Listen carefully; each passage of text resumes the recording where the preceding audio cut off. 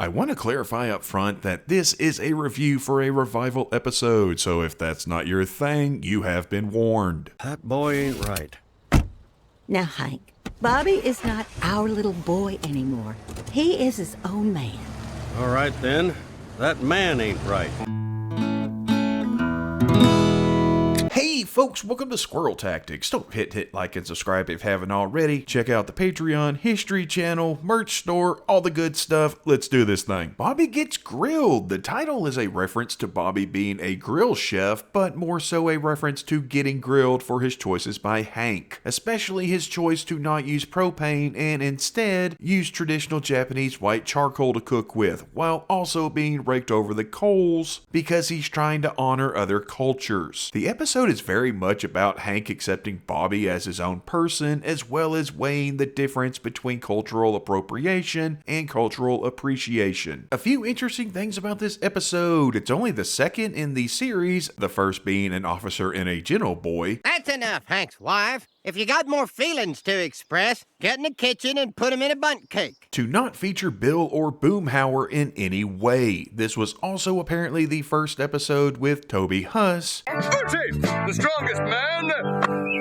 in the world. taking over the voice acting for Dale. I gotta say that given the circumstances, he doesn't do a bad job. I mean, he does the best he can. It's also the debut for Ted Wasanasong's new voice actor, and boy howdy, we'll get to that. Starting off, the Hills and Gribbles are heading to Dallas. Well, they're heading to University Park, which is where the George W. Bush Presidential Center is located on the campus of SMU. Props to the artist for making it look pretty much like the real thing, on the outside at least. It does seem to more or less look correct on the inside, though I've never been there, so I can't say for sure. Dale is offering up colloidal silver to protect everyone from the carcinogens caused by 5G. Yep, that sounds like Dale, even as he ingests carcinogens from his smoking, and yep, that also sounds like Dale. Bobby is getting ready to host dinner at the restaurant, and Hank mentions wanting to check out the propane setup that Bobby has because Bobby never told Hank that he wasn't using propane. In fact, he apparently misled Hank into believing that he was using propane in order to avoid Hank's sycophantic attitude towards old C3H8. I can't really say I blame him, but kicking the can down the road is just kicking the can down the road. He's gonna have to come clean the Hank eventually, and the sooner the better. Granted, all Bobby had to tell Hank was that they were going authentic, and that should have handled the situation, but whatever. My dad loves 4 things in life: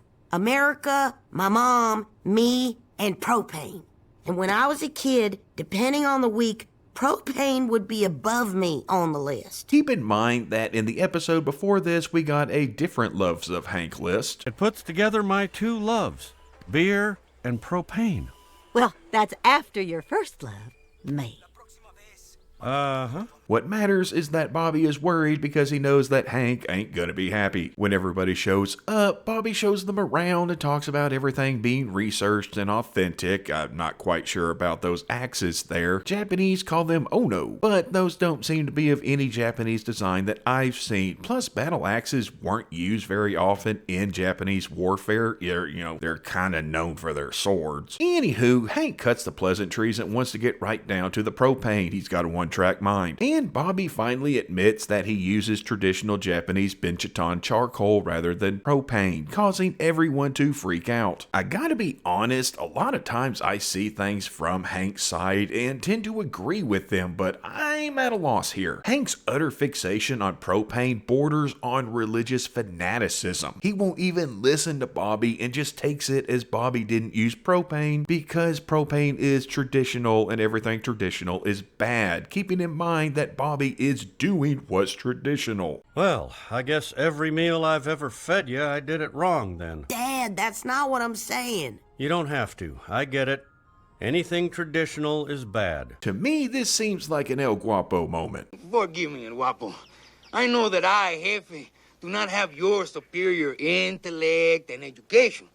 But could it be that once again, you are angry at something else and are looking to take it out on me? Hank is not thinking clearly, possibly a form of propane rage. You know propane will do that kind of thing to you. No, that is not accurate.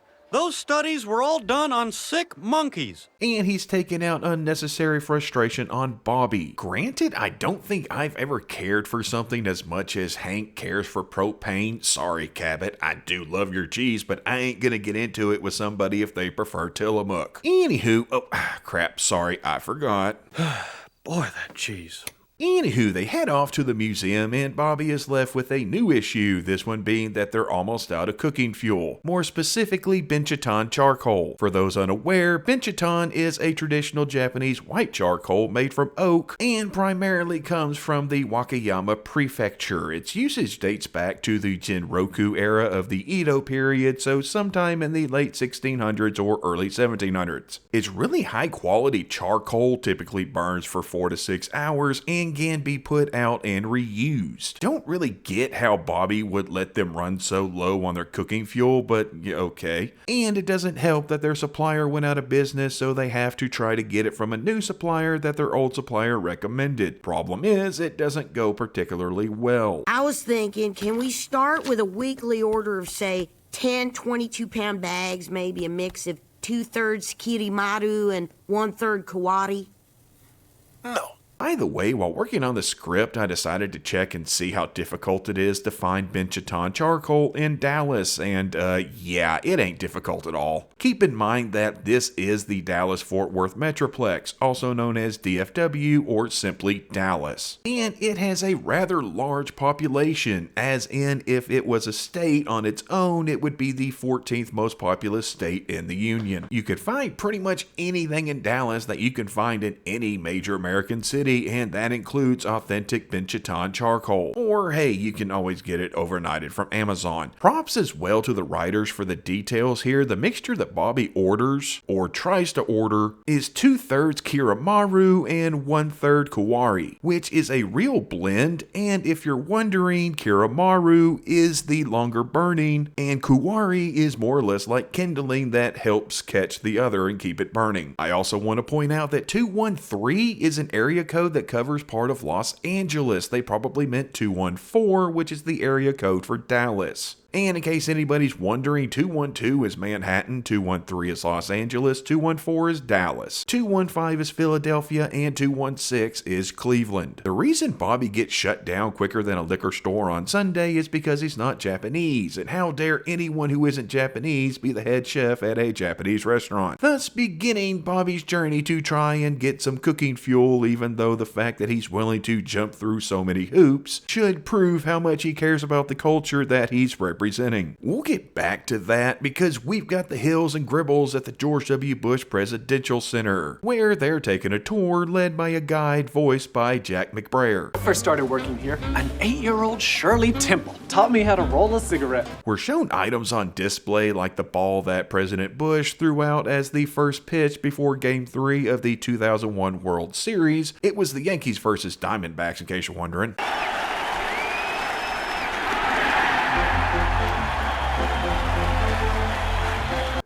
I miss moments like that. This occurred on October 30th, 2001, and fun fact, it was recommended to President Bush that he throw out the first pitch at Game 1 in Arizona. It was considered to be a much safer location, but he wanted to wait until Game 3 in New York because, the whole Twin Towers thing happened there. Also, that baseball is currently on display as part of an exhibit at the real-life George W. Bush Center. Not so sure about the invasive cedar or the offshore oil drilling pin. By the way, when Bush lifted the ban on offshore oil drilling in July of 2008, he was lifting a ban that had been put in place by an executive order from his father and former president, George H.W. Bush. Oh, and yeah, they also have the shoe that was thrown at Bush at a press conference in Baghdad by an Iraqi reporter. Shukran Azira.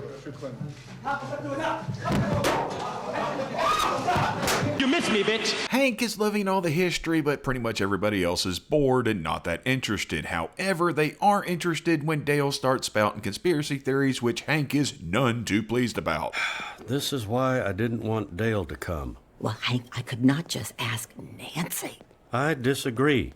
Nancy is a good hang. Meanwhile, Bobby has to go collect change so that the owner of the restaurant can act like an owner and get his restaurant some goddamn Binchotan. And so Bobby, Chain, and Emilio plan to go in, have a quick discussion with the owner, maybe have a laugh about this whole thing, and they're gonna get everything all smoothed out. You think coming here with some token Japanese guy is going to make me sell out? I'm Laotian. Even worse, you think Asians can't steal culture from other Asians? Yeah, that didn't work, because of course it didn't work. Chain is, well, Chain, so he does what he does best and make everything worse. Though Bobby not recognizing the voice that he had spoken to on the phone certainly did not help. Couple or so things here. One, if he's Japanese, grew up in Japan, he'd be able to tell that Chain was not Japanese on sight. Lao and Japanese do not look the same, and someone who is Japanese would absolutely know that. He's Japanese. No, he ain't. He's Laotian. Ain't you, Mr. Khan? B, the voice actor here, is Chris Jai Alex, who is not in any shape, form, or fashion Japanese. Yet here he is doing a stereotypical Japanese accent. Correct me if I'm wrong, but I thought the whole idea was to get away from voice actors doing a stereotypical version of another culture. Isn't that why certain roles were recast? If he's a Japanese character with a Japanese accent, why is he not voiced by a Japanese voice actor? No offense to Chris Jai Alex there, he does a great job. But if we're gonna go down that road, we're gonna go all the way down it. Never half-ass something, always full-ass it. Part of me does wonder if his parents ever had to have this conversation, though. You were left on our doorstep, but we raised you like you were one of us. You mean I'm gonna stay this color? Chain and the owner go back and forth insulting each other's peoples and cultures. We see that Chain knows next to nothing about Lao culture, which shouldn't come as a surprise to anyone, and Bobby ends up having to drag Chain out of there before things get violent. Back at the museum, Dale continues his conspiracy theory spouting, such as Bush being replaced after a choking on a pretzel incident by his secret twin brother Jub, or Jubya as the Secret Service called him, via some sort of Dave-style switcheroo. President Mitchell always has one hand in the pocket of his coat. That's at a press conference. Otherwise, they're almost always on the podium. No, I'm not certain about that. Oh, yeah, don't you remember the convention speech? An America stronger than the one we were given. An America prouder than the one we found. There. Right there, on the podium. Except on America when he points. You know, that is very good. Something I like about this episode is how it balances things out. We have Hank dealing with people who are more interested in listening to conspiracy theories than the truth, something that does occur on both sides of the aisle but is much more prevalent on the right. And we have Bobby dealing with way overly sensitive cultural appropriation, bordering on cultural gatekeeping. I mean, the guy tells Bobby, tough, you should have been born Japanese. He wasn't born Japanese. And this is really something you only see coming from the left. Let me be clear here, there is very much a distinction between cultural appropriation and cultural appreciation. Chain, yeah, he 100% would appropriate another culture. We do see him wearing what's supposed to be a Roman toga, but more importantly, he doesn't give a crap about culture or really anything other than the engine that's pulling the chain train. Chain train stops for the ladies. The chain train starts with Quiz Bowl and ends at a Stanford frat with all the ladies I can handle. But Bobby, well, he puts in the research due to actually appreciating the culture. He wants to spread knowledge of the culture, not mock it. And to kind of play devil's advocate here, Mr. Yoshida probably looks at Rabada Chain and sees a white guy and a Hispanic guy cooking and a rather unpleasant Lao kid who has no concept of his own culture, let alone anyone else's running it. And yeah, it probably looks no different from all those Chinese restaurants whose kitchens are full of Mexicans. And yes, I mean Mexicans because they're typically from Mexico. That's why I didn't use Hispanic. Great cooks though, they're just not Chinese. So I'm trying to see where he's coming from, but he's going way too far with it. Don't blame him for not wanting to do business with Chain because he's Chain, but otherwise, yeah, he's going a little far there. We then get a weird scene with Bobby going to a local Italian restaurant to ask if they know of a supplier for charcoal. As I already pointed out, several places sell it. You could find them on Google. And in return for this information, the guys want to swap locations, which to me seems a tad bit excessive. No one in their right mind is going to swap locations with you because you tell them about a charcoal dealer. That just sounds asinine. But when Bobby takes it as an offer he can't refuse and literally leans into Italian mafia stereotypes, they don't take it too well and threaten to put put up flyers calling him an appropriator. You have to admit, it's a proposition you can't say no to. Come on, that's the same as an offer I can't refuse. Oh, again with this guy. He beats a hasty and understandable retreat back to the restaurant where he, Joseph, and Emilio have a discussion about cartoon voice actors, specifically the man of 1,000 voices, Mel Blanc, who voiced pretty much all the Looney Tunes, including Speedy Gonzales, and how he wouldn't be allowed to do that voice if he was still around today. Just want to mention that Mel Blanc was Jewish. That's not Mexican, but for some people that also isn't white. And yes, because I know people are going to comment if I don't mention it, we do get this gem from Joseph. I mean, I'm the only white dude on my road crew. As a white dude, one of my biggest problems is I have no freaking clue what to wear on Halloween. Back at the museum, they're checking out a replica of the Situation Room, or Sit Room. This is what the actual replica looks like, by the way, and the idea here is that they get to reenact a crisis. Hopefully this one does not result in Superboy Prime. No, it's the 2008 housing crash. And Hank takes it seriously as president while Dale claims to be a Rockefeller. He proclaims another guy to be the Queen of England, and there's another guy who wants to be Epstein. Yeah, that one. Suffice to say, Hank ain't having a good time. Also not having a good time is Bobby when we get our first look, and more importantly, first listen to Ted in the revival, who has a new voice actor, Kenneth Choi, or Kenneth Choi, not sure exactly how to pronounce it correctly. Let's check this out and see what we got going here. I think I've got a solution for your charcoal problem. You do? Use propane. Propane is cheap, Bobby.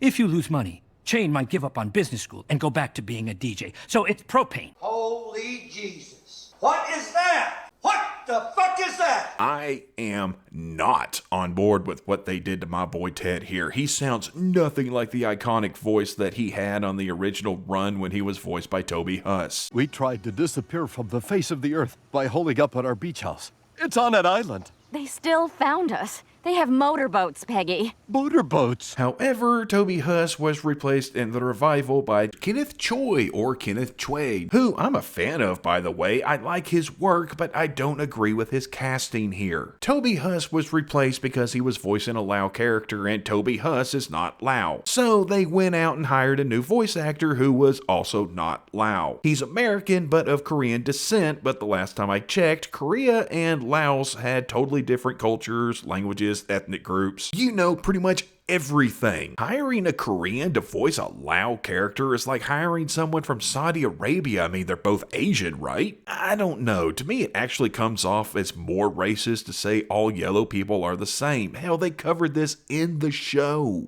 So are you Chinese or Japanese? I live in California last 20 years, but first come from Laos. Huh? Laos. We lay ocean. The ocean? What ocean? We are lay ocean. From Laos, stupid. It's a landlocked country in Southeast Asia. It's between Vietnam and Thailand, okay? Population 4.7 million. So are you Chinese or Japanese?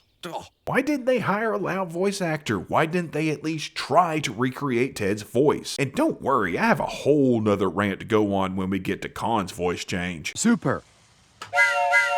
Sorry, it's just if you're going to use certain parameters for casting, then that's fine. But those parameters need to be across the board. Except for Phil Lamar. They had better not ever recast Samurai Jack. Anywho, Ted strangely echoes Hank's idea when it comes to using propane instead of Benchiton. His reasoning is that it's cheaper, and yeah, it is a lot cheaper. Each of those 10 22-pound boxes that Bobby was wanting per week costs about $150 on the lower end. Bobby sticks to his guns because he respects the cuisine and culture, whereas, Ted only cares about money. Things only get worse when representatives of the Dallas German Cultural Association show up and start asking about Bobby's heritage, which does include German. What is our heritage? I forget.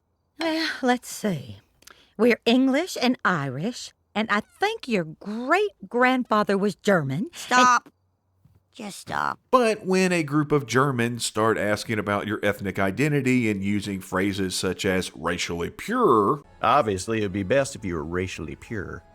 Really? You're going there. Can't say I did not see that coming. Now, the joke after they mention Bobby's last name is funny, but at the same time, it doesn't make a whole lot of sense because why would someone know the name of the man that killed their grandfather in a war 80 years ago? That is a long time to hold a grudge. Are you any relation to Cotton Hill?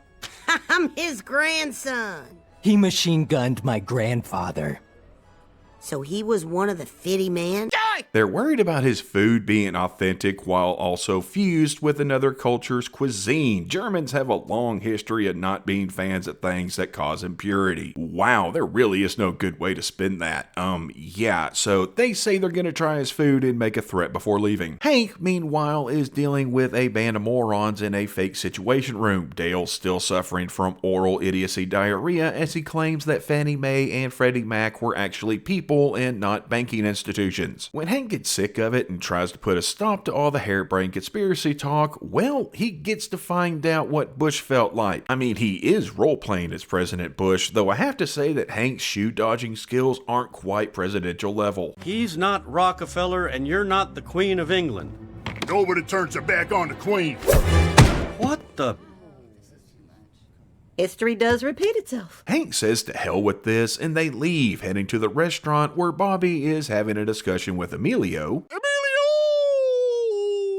And trying to decide if he should stick to being authentic or just give in and switch to propane. I'm glad he sticks to his guns. He wants to be respectful of tradition, and I could totally dig that. I also highly doubt that if flyers were posted up and word spread that Robata Chain was inauthentic, then it would cause the restaurant to close due to lack of business. Let's cut the crap here. Last time I checked, there are plenty of inauthentic foreign food restaurants. What the hell do you think Taco Bell, Olive Garden, Pizza Hut, Panda Express, the list goes on and on. That's what those are. Most people do not care about authenticity. They care about taste or value. Bobby is told that people care more about passion, which I'd say would fall under taste, because someone who's more passionate is going to make something more often than not that tastes better than whether the chef matches the culture of their cuisine. So Bobby closes the restaurant for the dinner where he invites the cultural appropriation crowd to join his parents and the Gribbles, giving a quick speech before they begin the meal. This is not authentic Japanese or German food.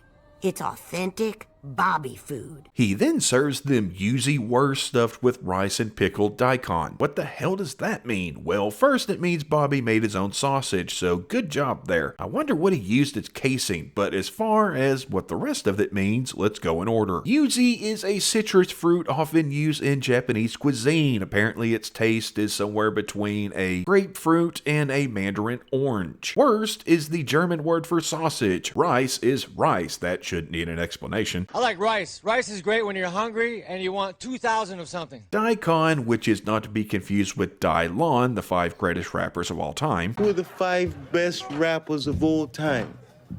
Think about it. Dylon, Dylon, Dylon, Dylon, and Dylon. Because I spit hot fire. No, daikon is a winter radish. They're harvested later in the year and kept as food storage over the winter, hence the name. And daikon itself is Japanese for big root. So basically it's sausage with Japanese citrus, rice, and pickled radish. Sounds interesting, but apparently it's pretty damn good because everyone loves it, including a still pouting Hank, who has to be talked into just trying it. Hank really is being a brat towards Bobby in this episode, though apparently his time at the museum made him rethink tradition and he realized that propane didn't exist back then. So if Bobby was going to be historically accurate, then he had to use Binchaton. Also, the fact that everyone loves the food that he begrudgingly tries and enjoys leads Hank to finally do the right thing and act like the dad that we all know he can be. I'd like to make a toast to the chef, to Bobby Hill. To Bobby Hill! Hurrah, Bobby!